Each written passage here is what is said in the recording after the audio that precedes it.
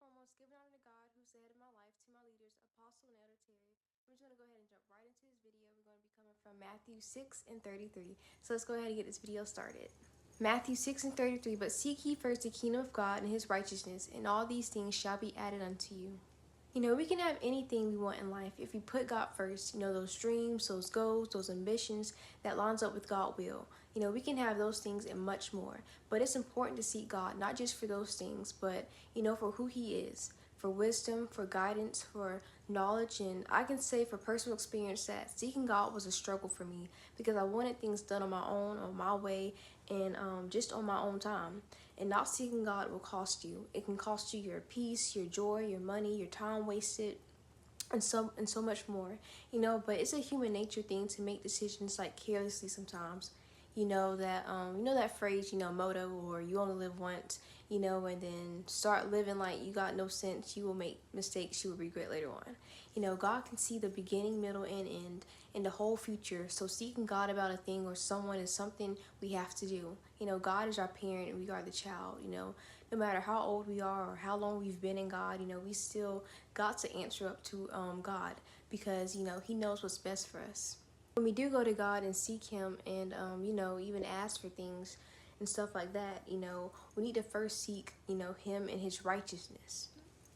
And I've asked, like, okay, what is that righteousness?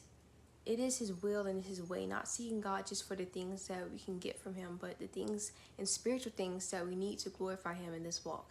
When you see God first, ask him, what is it you want me to do? Or, God, what do I need to do more of? Or, what do I need to do less of? Or what don't I understand? Or what can I glorify you with? Or where do I fall short at? Or stuff like that, just to make sure that it lines up with God's will for us. And some things is not in God's will, but that is why it's important to seek him. And when you do seek him, he sometimes don't answer, directly to you. He speaks in many different ways, and I had to learn not to put God in a box. He can speak many ways through many people, or even posts, or even in small things we think nothing of. I used to ask God, okay, God, if it's a yes, make the lights blink, or something like that. And God don't answer in that way. We want him to. I had to get out of that. He's not going to send down a great earthquake. And I used to think he was going to send me up to heaven so I can get an answer. Like, he don't work that way. But when he's silent and doesn't give me an answer, it means, wait. Don't make a decision. Just wait on him. And when you don't have peace about a thing, which I've learned, that can also mean no, or just not yet. Or, I can testify that early this year, my contract with my former job was coming to an end, and I needed a new job. I prayed and asked God, about it, and took it to him and sought him about it. I applied for this position. I had an interview for it a few days later. And so the interview was coming up, and I asked God before I went to the interview, God, do you want me to go to this interview? And I was having this bad feeling, or mainly an uneasy gut feeling in my stomach, so I was just like, I don't know, maybe I'll just take this one back and I'll just sit it out, and so I didn't go, and I was still in need looking for a job, and I applied for another position with the same company I had to go to the interview for, but I never showed up.